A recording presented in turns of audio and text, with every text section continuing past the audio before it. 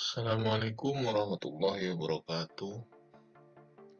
Sini saya pada kesempatan kali ini saya akan mempresentasikan sebuah aplikasi yang bernama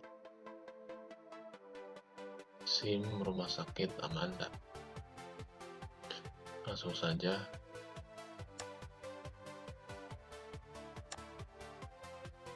Saya menamakan aplikasi ini dengan nama RS Amanda. Ini flowchartnya bisa dilihat, dan ini CDM-nya, dan ini PDM-nya.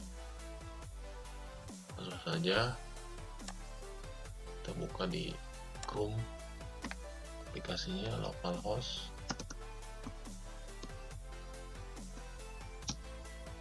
Nah, dan ini tampilan untuk login. Sini ada username sama password. Coba kita langsung saja masukkan username dan passwordnya. Login berhasil. Nah, sini sebuah tampilan admin. Sini saya pakai template admin LTA.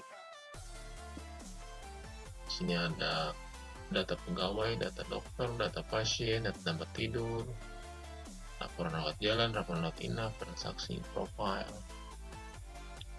Sini ada pengguna,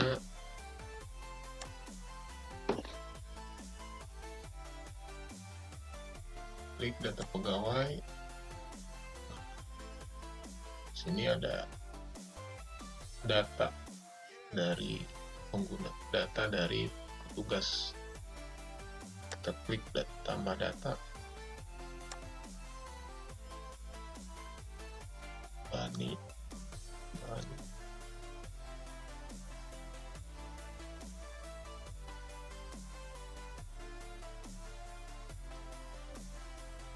simpan,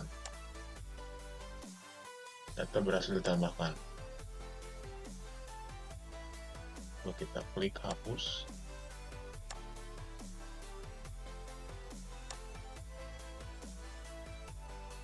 Klik edit.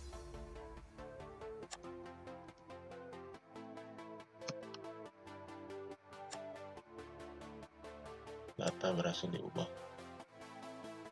Juga ada set